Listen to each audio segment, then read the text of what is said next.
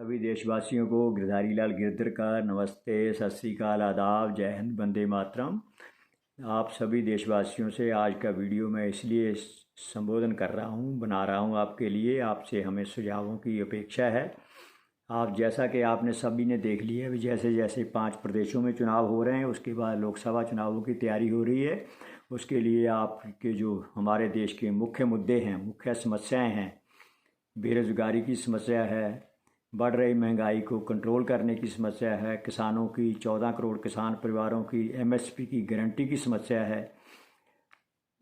देश पिछले 6 साल से महंगाई के कारण, बेरोजगारी के कारण, आर्थिक मंदी के कारण, कोरोना लॉकडाउन के कारण, जीएसटी नोटबंदी के कारण जो 6 करोड़ दुकानदार व्यवसायियों की आमदनी कम हो रही है, उसको उनको रिलीफ देने के लिए, जो घरों में बेरोजगारी होने के कारण, महंगाई बढ़ने के कारण सभी परिवारों को आर्थिक तंगी हो रही है, उससे छुटकारा दिलवाने के लिए कोई राहत देने की बात नहीं करेंगे। ये अभी 2 मुद्दे बड़े बड़े लेके आ रहे हैं भाजपा की तरफ से, सरकार की तरफ से। अभी देखो कितने दिन से राम मंदिर का मुद्दा सामने लाया जा रहा है। सुप्रीम कोर्ट के निर्णय से राम मंदिर बन रहा है। मोदी जी जाएं, सभी विपक्षी दल जाएं, सबको जाना चाहिए, लेकिन उससे जो देश की बाकी समस्याएं हैं, जो मुद्दे मुख्य समस्याएं, उनका समाधान तो नहीं हो रहा है।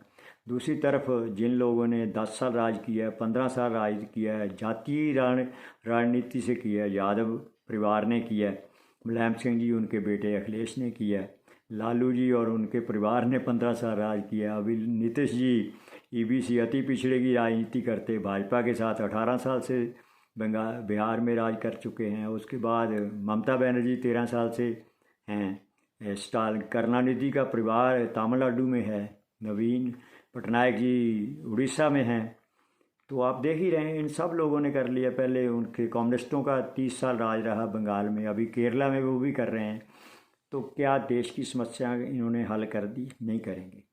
अभी चुनाव आया है तो आप लोगों को कभी जातीय जनगणना की बात करेंगे, कभी ये राम मंदिर का मुद्दा ले आएंगे, लेकिन देश की मुख्य समस्याएं वो उसको हल करने के लिए कभी नहीं बोलेंगे। जो सा कि हमने आपसे पहले भी चर्चा किया था, हमने विकास फाउंडेशन की तरफ से काला धन और काले धन की संपत्तियां जब्त करने के साथ लोगों को, हर परिवार को 8,000 से लेकर 20,000 रुपये महीने की राहत देने की बात कही है, जिसमें किसानों को गारंटीड एमएसपी दी जाएगी।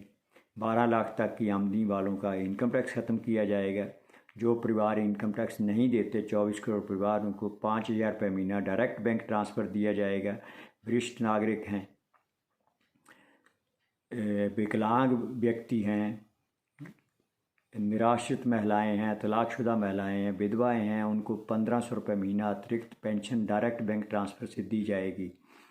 उसके अलावा जो केंद्र सरकार की 30 मिनिस्ट्रीज में 10 बड़ी मिनिस्ट्री में 40-40 हज़ार करोड़ रुपये हर साल, और 20 छोटी मिनिस्ट्री में और स्कीमों में हर साल 10-10 हज़ार करोड़ के अतिरिक्त संसाधन देकर केंद्र सरकार की 10 लाख सरकारी नौकरियों में भर्ती शुरू करके शिक्षित बेरोजगारों को रोज़गार दिया जाएगा।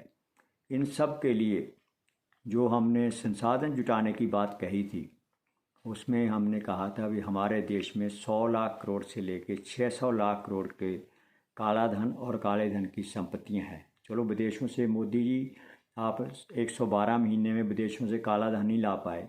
बाबा रामदेव जी बोलते रहे, अन्ना जी इंडिया अगेंस्ट करप्शन चलाते रहे, जिससे केजरीवाल जी भी आए हैं। तो इन सब लोगों ने ना भ्रष्टाचार के खिलाफ कोई कार्रवाई करी है। 10 साल में मोदी जी ने 1 लाख करोड़ के संसाधन, ब्लैक मनी, जो काला धन की बात कर, भ्रष्टाचार का पैसे की बात करते हैं, उसमें विजय माल्या का पैसा भी है, उसमें नीरव मोदी का पैसा भी है, उसके मेहुल चौकसी का पैसा है, उससे संडेसरा का पैसा भी है। उसकी बात नहीं करेंगे। 40,000 करोड़ रुपये तो उन लोगों का ही आया है उसमें से। तो आप कार्रवाई नहीं करेंगे, ना काला धन जब्त करेंगे, क्योंकि उसका कारण है काला, या तो क्योंकि चुनावों में आपको भी काला धन इस्तेमाल करना है, ब्लैक मनी है, भ्रष्टाचार का पैसा इस्तेमाल करके लोगों की वोटें खरीदने की कोशिश करेंगे।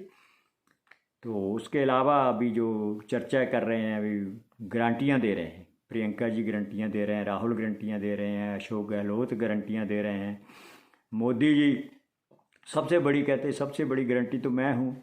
मोदी जी आप 112 महीने का हिसाब लगा लीजिए, आपने जितनी भी स्कीमें चलाई हैं, फ्री राशन दिया है, किसानों को सम्मान निधि दी, शौचालय बनाया, प्रधानमंत्री आवास योजना पे खर्च किया, नल से जल भी लाओगे, स्वच्छता अभियान भी चलाया, आपने उज्ज्वला योजना में सिलेंडर भी दिया, सबकी औसत निकाल लीजिए। 112 महीने में आपने सब किसी भी परिवार को 1500 रुपये से लेके 2200 रुपये महीने से ऊपर नहीं दिया, से ज़्यादा नहीं दिया। जबकि आपने सिर्फ डीजल पेट्रोल गैस के ऊपर excise duty fuel tax surcharge लगाकर, जबकि अंतर्राष्ट्रीय स्तर पे क्रूड ऑयल की, कच्चे तेल की कीमतें कम हो रही थी, उसके खिलाफ आपने डीजल पेट्रोल गैस के ऊपर 35% उनकी कीमतें बढ़ाकर सभी परिवारों से, महंगाई बढ़ाकर सभी परिवारों से 1500 रुपये से लेके 8000 रुपये महीना लूटा है।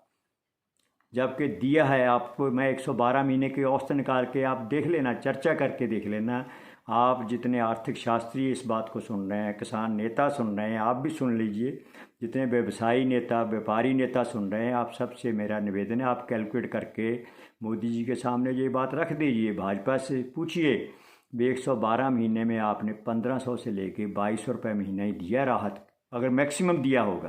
किसी को 500 रुपये महीना भी दिया है, हम 1500 भी मान लेते हैं। फ्री राशन लगा लो, किसान सम्मान निधि ला लो, कहीं कोई गैस का सिलेंडर दिया होगा, गैस का चूल्हा दिया है, तो उसका भी जोड़ लगा लीजिए। आपने 1500 से लेके 2200 रुपये महीने से ज़्यादा किसी को नहीं दिया। जबकि आपने डीजल पेट्रोल गैस की कीमतें बढ़ाकर सभी परिवारों से 1500 से लेके 8000 रुपये महीना लूटा है। तो बाकी जितने विपक्षी दल के लोग हैं, ये भी कोई 15 साल सत्ता में रहा, कोई 10 साल रहा, कोई 13 साल से है, कोई 18 साल से है, इनका रिकॉर्ड भी आपके सामने है। क्या इन लोगों ने आपको कितनी राहत दी थी? जिन लोगों ने 55 साल गरीबी नहीं दूर की, वो आज गरीबी ख़त्म करने की बात करते हैं। जिन्होंने पहले अपने टाइम पे जातीय जनगणना नहीं कराई, जब कराई है तो उसके आंकड़े जार नहीं किए, पब्लिक नहीं किए, वो आज उसी बात को दोहरा रहे हैं। जिन लोगों ने पिछड़ों की राजनीति की है, अति पिछड़ों की राजनीति की है, दलितों की राजनीति की है, महादलितों की राजनीति, वो भी आप जातीय जनगणना की बात करते। भाई जब आप सत्ता में थे, 5-5 साल सत्ता रह गया, अभी मैं भूपेश बघेल जी का सुन रहे, अगर दोबारा सत्ता में आएंगे तो हम किसानों का कर्जा माफ़ करेंगे। 5 साल सत्ता में रहे तब नहीं किया। गहलोत जी भी यही बातें करते हैं, योगी जी को आए 7 साल हो गए। तो ये जो इन लोगों का यही काम है। आप सब लोगों से निवेदन है कि ये आप वोटरों को भ्रमित करेंगे। तो इसलिए हमने निर्णय लिया है कि विकास फाउंडेशन का एजेंडा तभी लागू किया जा सकता है अगर हम अपनी सरकार बनाएंगे। तो आप सबसे निवेदन है, आप हमें 3-4 सुझाव जो आपको ठीक लगें वो हमें दीजिए। कैसे हम 50% वोट लेकर 450 से लेके 500 प्रत्याशी खड़े करके 50% वोट लेकर कैसे हम अपनी सरकार बना सकते हैं। ये राजनीतिक दल काला धन, भ्रष्टाचार का पैसा खर्च करके वोट लेते हैं, ये सबको आपको पता है। उनके मुकाबले में कैसे हमें 12-13 करोड़ परिवारों को 5000 से लेके 15000 रुपये महीना, 15000 रुपये 6 महीने में खर्च करके, टोटल 6 महीने में 5000 से लेके 15000 खर्च करके अपना प्रचार प्रसार गांव में पोलिंग बूथ में खुद करके अपने जेब से पैसा खर्च करके अपनी सरकार कैसे बना सकते हैं। कैसे हम 8000 से लेके 20000 रुपये महीने का हर परिवार को आने वाले 10 साल में फ़ायदा दे सकते हैं, उसके बारे में आपके सुझाव हमें चाहिए। आप अगले 10-15 दिन में इसको गहन चिंतन करिए, मंथन करिए और हमें अपने सुझाव भेजिए। हम आपको इस वीडियो में मैं 2-3 व्हाट्सएप नंबर दे रहा हूँ, उनको आप भेज सकते हो। एक है 8860179224, दूसरा मोबाइल व्हाट्सएप नंबर है 9711539372 393732 97115 393732। दूसरा व्हाट्सएप नंबर है 8860179224। इन नंबरों पे आप व्हाट्सएप भी कर सकते हो, अपने सुझाव भेज सकते हो। इस वीडियो के लिंक में जाकर आप हमें उसके ऊपर भी अपना कमेंट्स दे सकते हो।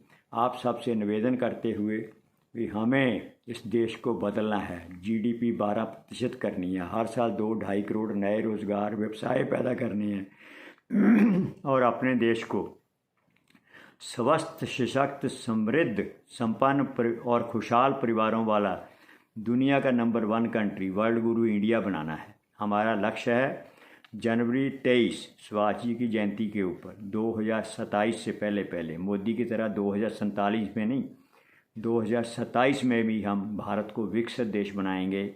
इस आप सभी लोगों का, आपके बच्चों का, आपके परिवारों का बढ़िया भविष्य बनाने के लिए हम आपसे सुझाव मांग रहे हैं। इन राजनीतिक दलों के नेताओं ने अपना बढ़िया भविष्य बना लिया, पैसा जमा कर लिया, हर तरह का काम कर लिया, अपने बच्चों का भविष्य बना दिया। मैं सबका नाम नहीं लूँगा। सोनिया गांधी जी ने अपने बच्चों का बना दिया, मुलायम सिंह जी ने अपने बच्चों का बना दिया, लालू जी ने अपने बच्चों का बना दिया, ममता बनर्जी और मायावती जी को अपने भतीजे की चिंता है, स्टालिन ने अपने बच्चों का बना दिया, केसीआर जी अपने बेटे बेटियों को बना रहे हैं, जितने इस टाइम मेंबर पार्लियामेंट वो भी अपने बच्चों का भविष्य बना रहे हैं, मुख्यमंत्री अपने बच्चों का भविष्य बना रहे हैं। तो आप सबसे निवेदन है, अगर आपको अपने बच्चों के भविष्य की चिंता है, अपने भविष्य की चिंता है, खुशहाली लाना चाहते हो, देश को खुशहाल बनाना चाहते हो, समृद्ध सशक्त समृद्ध वर्ल्ड गुरु इंडिया बनाना चाहते हो, तो आप अपने सुझाव अगले 10-12 दिन में जो मैंने नंबर दिए थे एक बार फिर बोल देता हूँ, 8860179224। दूसरा नंबर है 97-115-97115 39372 393732। इनके ऊपर आप अपने व्हाट्सएप भेजिए, या इस वीडियो के कमेंट्स में जाकर कमेंट्स देकर आपके सुझावों का हम इंतज़ार करेंगे। हमारा लक्ष्य है 450 से लेकर 490 प्रत्याशी खड़े करके 50% वोट लेकर किसानों की, व्यवसायियों की, मध्यम वर्गीय परिवारों की, शिक्षित पढ़े लिखे शिक्षित युवक युवतियों की, बुद्धिजीवियों की, आप सबका हमारे साथ होगा तो हम अपनी सरकार बनाकर इस देश को वर्ल्ड गुरु इंडिया बनाएंगे। आप सबका इस वीडियो को सुनने के लिए, सुझाव भेजने के लिए एडवांस में धन्यवाद करने हुए अपनी वाणी को यही विराम देता हूँ। भारत माता की जय।